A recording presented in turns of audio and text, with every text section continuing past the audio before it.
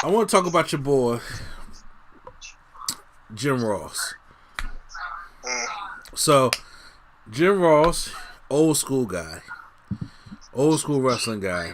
He made some criticizing remarks about the place he works at, AEW, and some of the AEW wrestlers backstage are not happy with his comments.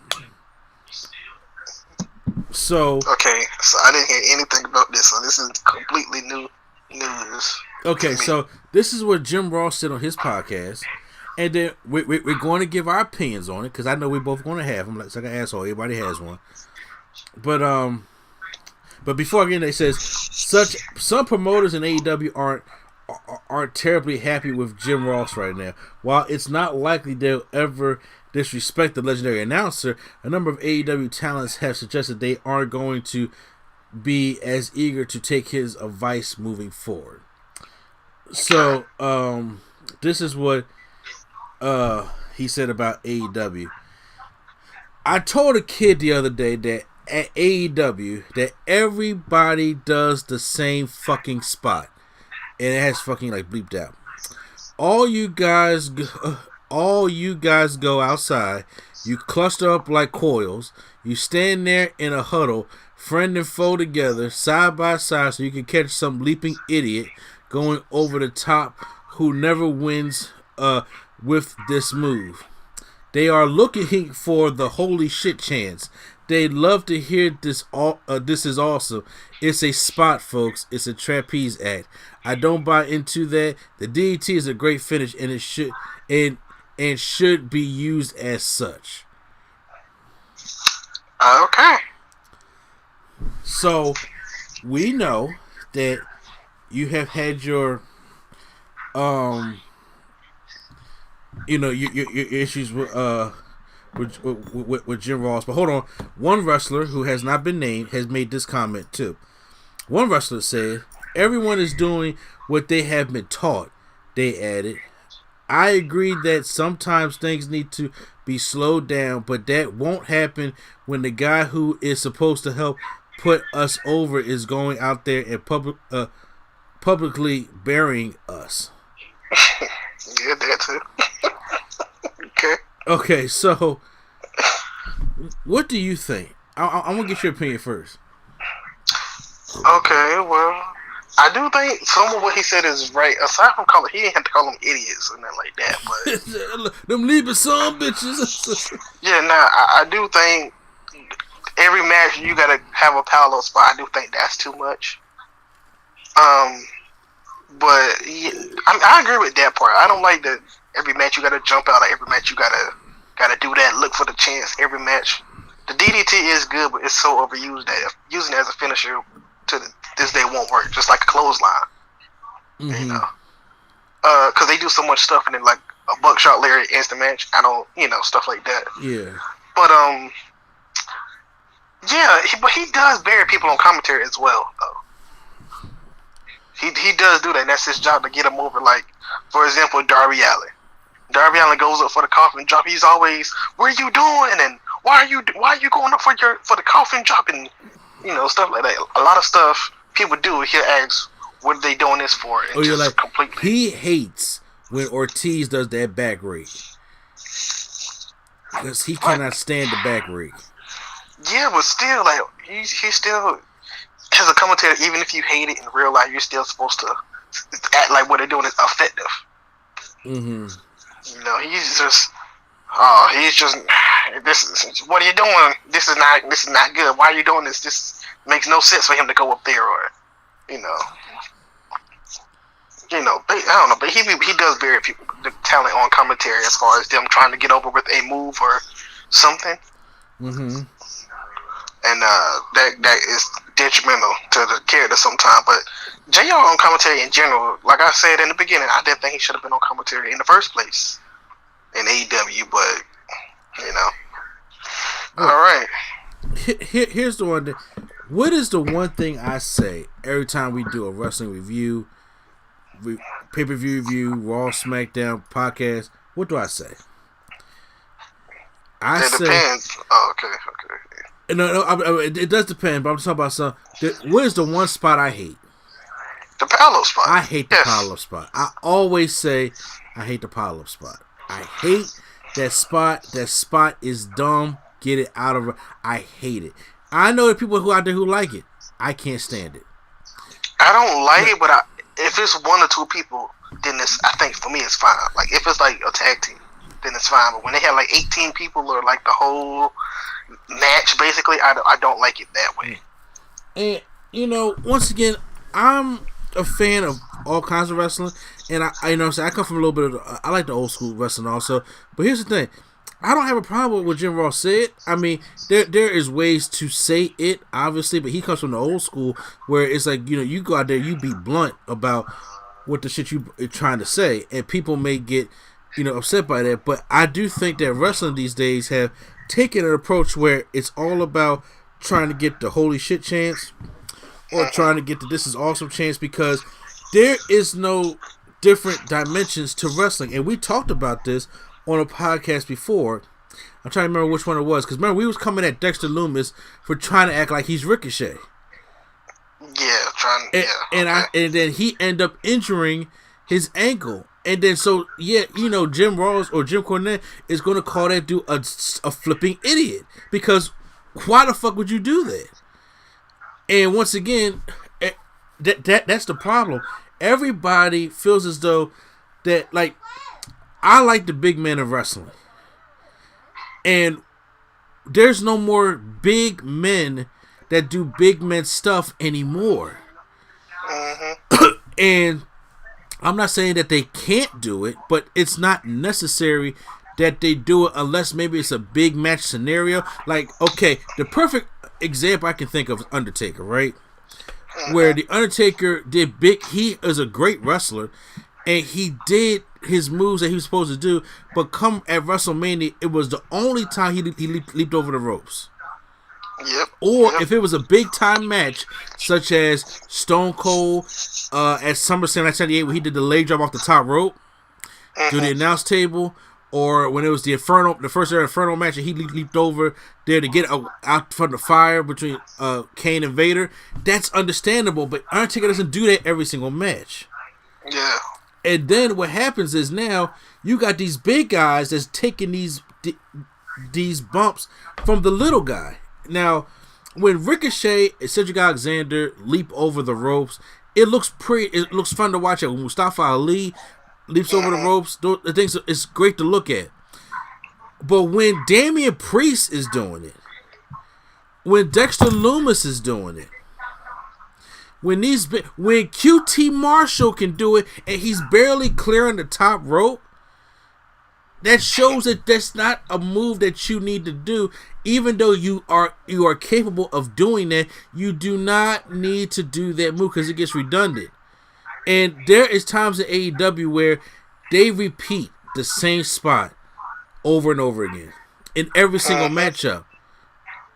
And I'm like, okay, a lot of times in wrestling, the characters have no originality to their moves to support their character, because everybody is doing the same old thing. That's why when we was doing the Undertaker thing, one of the most interesting matches was Undertaker versus Rey Mysterio, because it was two different styles of fighting, and to see Mysterio cross up the Undertaker in those kind of ways was awesome to do. Was awesome to see. And or remember Undertaker versus Jeff Hardy in the ladder match, right? Yep. Yeah, and how good that match was, because Jeff Hardy is the high flyer who's going to put his body on the line for the ladders, and Undertaker's never been in that kind of environment before, and he was still doing his big man stuff, and Jeff Hardy was doing his stuff, but it complemented each other in the match. Now imagine if Undertaker did everything that Jeff Hardy did. Yeah, that wouldn't be. It wouldn't be great. It would, even Brock Lesnar, because look, people want to get on Brock Lesnar now. A lot of times for just doing Suplex City, but Brock, though, for his age, what worked for him. But Brock is a great wrestler, and if you look at Brock in 2003 and in 2002, like he pulled that shooting star press out at WrestleMania almost concussed himself. If you guys look back at the OVW tapes, he cleans that shooting star press. That's his finisher. Exactly, but he was like, "You're a big guy. You don't need to be doing shit like that." Braun Strowman, doing a drop kick. Okay, that's fine. But the thing is, Braun Strowman, you can't get up high enough for that. And that is one thing that does kill the business a lot of times, because then now when the big guy starts doing the stuff the little guy does, there's nothing for the little guy to do to get over. I don't want to see two big guys have a cruiserweight match. That's just the way it is. Sometimes I think they just want to say like we can do it too, just because we big. But sometimes it gets redundant, and it's just sometimes it's too much. Sometimes it's just like you don't even need to do that. It's just a regular match. Yeah. But especially in AEW, they do the parallel spot a lot. They do the parallel spot a lot. First of all, when Petey Williams was doing the Canadian Destroyer, that was one of the most awesomest moves I've ever seen in my life. Mm-hmm. I see it so much now, I don't even get excited for it anymore. And the thing is now, back in the day, nobody kicked out of the Canadian Destroyer. But now, since the Destroyer, I've seen Pat McAfee kick out of the Destroyer. Yeah, you're right. McAfee. They even have, was it Ricky Bobby and all them from was it Midnight Express doing Destroyers? Oh, Ricky Moore, yeah. Doing Destroyer. Why he's 6-something years old? Why is he doing a Destroyer? Because he wants to show you that he can do it. But that's the thing. But you're showing us like, hey, this old guy can do it. But you're taking the mystique away from the little small guy. So now when JR is talking about, because every time I see JR on commentary, first I'm like, he's disconnected, because AEW is obviously like, AEW is what I would call a professional indie wrestling promotion. Basically, that's what it is. Oh, that misses WCW. You gotta add that too. It gets some spray bottles of WCW in there, but that's what AEW is. It's like the indies have gone professional, and we're showing the kind of wrestling that we do on a big scale for everybody to see on national television. And JR has a tough time adapting to that, because there is no such thing as the only finisher that's in AEW that's protected is the One Wing Angel. Yeah, because I do hate when they do kick out a lot, and I do hate, like, even though shouldn't be an issue, I do hate when they do like not a jobber per se, but like somebody that's kind of low on a breaking pole versus a main eventer, and the match take like 10 minutes of them just like going back and forth like a hard fought match. It doesn't even need to be that. Sometimes it's like, you got why does Cody have a hard time beating Sonny Kiss? Like, why is he barely defeating Sonny Kiss? Stuff like that. Whereas, now remember when Omega went in there and the match started, he just V-triggered Sonny Kiss and One Wing Angel, the match was done. He was like, it's over. He's not on my level. That's kind of more believable. It's like they don't build up Sonny Kiss, but yeah, in this match we're supposed to believe that Sonny Kiss is destroying Cody. I just hate like that. Every time they do a match like that, it got to go down to the wire or down to they got to be like a kick out city with this person that we don't even know what their finisher is. So most of the time. Yeah. Now I do agree. Now if the superstar is saying, look, we can't get over because JR is not putting us over on commentary, I can understand that. I'm like, okay, you got to do your best to try to put whatever star is in the ring over as a serious threat. But these stars also got to understand that we have to also go back to a style of wrestling where it's okay to be the big guy. It's okay to be the hardcore guy. It's okay to be the high flyer. It's okay to be the technician. Okay, so it's okay to be all those kind of wrestlers. But if you look at them, a lot of wrestlers are starting to turn into the same person. And that doesn't make it fun anymore. That doesn't make interesting storylines. It doesn't make, like, okay, I know that let's do it this way. What was his name? Who got fired? Or who had got fired early from AEW? Jimmy Havoc. Mm-hmm. He's a hardcore guy. Yeah, very much. Yeah, that guy is not a wrestler. He's a hardcore guy. Mm-hmm. Now, you already know. Okay, a match with him and Mick Foley or Moxley or better yet, even Eddie Kingston. It's going to be like a bloodbath of just them going at it. But then you have the high flyers, the Ray Phoenixes of the world. Okay, so when those two get in the ring, I'm curious to see how these styles are going to clash. I would love to see Ray Phoenix do a dive right into a staple gun right in his eye, because that's how Jimmy Havoc knows how to counter that. That makes stuff interesting to me. Not that Ray Phoenix jumps up high and Jimmy Havoc jumps up in the air too, does like a Hurricane Rana mid-air on Ray Phoenix. That's not impressive to me, because that's not what Jimmy Havoc would do. Or when it comes to like the technician, when it comes to like people that you don't like, such as Zack Sabre Jr. or Timothy Thatcher, those are technicians. They are about grappling. They are about submissions. They are about out wrestling you. And you go up against somebody like a Moxley, who's a brawler, or Ciampa even, who's a brawler. So when their styles come, sometimes the match can be boring to some people, or sometimes the match can be like unique because there's two different styles meshing together. I don't want all these guys trying to do the same thing. And I have to agree with him. That power spot is annoying to me, because WWE does it. Remember that one time on AEW, I said every match had a fucking stage spot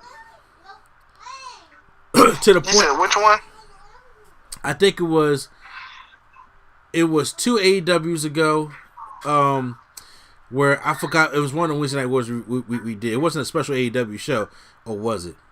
But it wasn't Winter Is Coming. It was something else, and they did in every match a spot on the leveled stage. Mm-hmm. Yep. And I was like, that stage is getting more over than any of the matches, to the point where it's not even cool to see it anymore. It's not even cool to see it. It's like, and every time I see a Cody match, I'm like, he going to the stage to get shoulder back toss or whatever the case may be. And it's like everybody is trying to be the same. Dustin Rhodes is trying to. This man was the natural. I'm like, there's no reason why Dustin Rhodes, even though he should be doing destroyers. I'm telling you, some people do it just to say that I can do it. Like, they have no, like, Luchasaurus has no business jumping off the top rope, but he does. But Luchasaurus is another good one that, honestly, he could be good. But okay, I understand why they call him Luchasaurus, because of the moves that he does. But once again, I'm like, but then you got Warlow doing, like, you have him and Warlow going at it, and Warlow is sitting there doing a Hurricane Rana. I'm like, why is he running? This big guy is running and doing a Hurricane Rana. And don't get me wrong, Keith Lee is not forgiven for this neither. But the difference between Keith Lee was the first guy to mix like big man stuff with high flying stuff.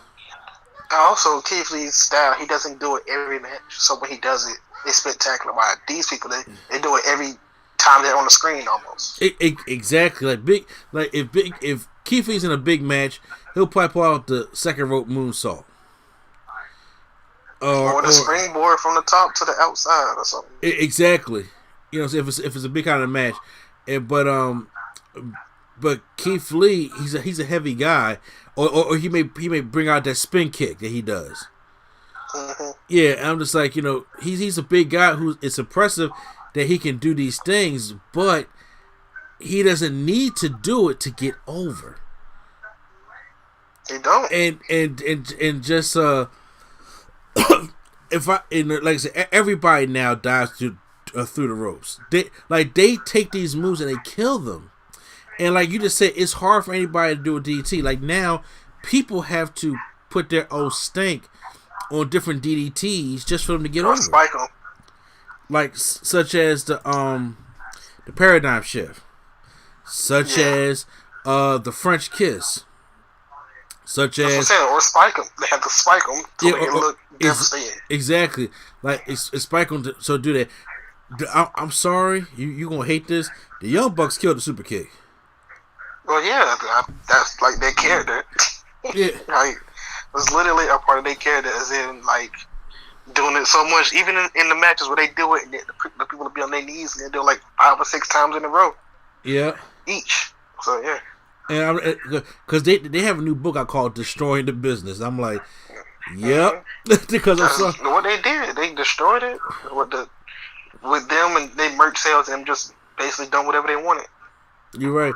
But I still was like, they single-handedly killed the super kick. And I'm like, so now, and then now everybody does a super kick. And I'm like, my God. So just like, when Sean does it, why is that effective? Kevin Owens been doing that. Well, it's probably the way that Sean kicks, or maybe it's the cowboy boot that he has on. That makes no fucking sense. You know, you gotta try to make some kind of kayfabe out of it sometime. You know, I always say, why do you come back when you get bounced off the ropes? Well, in what move you talk about? Irish whip. I mean, the Irish don't bother me. They've been doing that for. I'm saying, when any people talk about kayfabe, I always say, why do you come back when you get Irish whipped to the ropes? That's just what happens. So when they try to make up a kayfabe reason of why Shawn Michaels finishes a super kick and why this person's is just a move, it's just they gotta make some kind of connection to it. I mean, I guess, but I agree with what JR said. I'm sorry, because that kind of, I mean, once again, I know it can be wrestling that people like today because it's like action packed, it's high octane, it's 100 miles per hour, it's right there in your face. But I'm like, but it's dead when everybody does the same thing. I went to that's why I like Ring of Honor a lot, because I was like, I went to Ring of Honor shows. I'm just like, it's the same shit. I've seen 5 back-to-back matches with the same shit. I seen one guy who was a big guy who dove over the top ropes, and I cringed when I watched, and guess what? He busted the back of his head open. That sound like PCO. And I'm like, why the fuck would you do that in the first place? Because you wanted that holy shit, this is awesome chant, but you busted the back of your head open. Everybody was waiting for you in that pop to try to catch you because they have to, because you're fucking heavy, and they got to make sure you don't hurt yourself. Mm-hmm. You know, from doing that, I'm like, no, man, that shit is dumb. I hate it. I hate it when WWE does it. I hate it with AEW. I just do not like it. And it's, and I do think that in wrestling in general, they have to try to find a way to get better with that. You know what I'm saying? It's kind of like if somebody got drafted in the NBA and they were an old school center, they was like, the paint is my game. Now, if they're in a close game, if we're trying to get to the playoffs or the championship, to the point where it's just like, all right, let me shoot this 3 or get the mid range going because I can, and I make the 3, and I was like, oh my God, that was unbelievable. It's like, yeah, I can do it, but my game is in the paint, because if I got 5 guys that can shoot 3s, 4 guys that can shoot 3s, then why am I out there around the arc also when there's nobody near the rebound? Yep. Which we had problems with that with, Philly, Milwaukee, all those kind of things. That everybody got these stretch big men, but there ain't nobody down in the rebound to put the ball back in. There's a lot of different things from different situations. Exactly.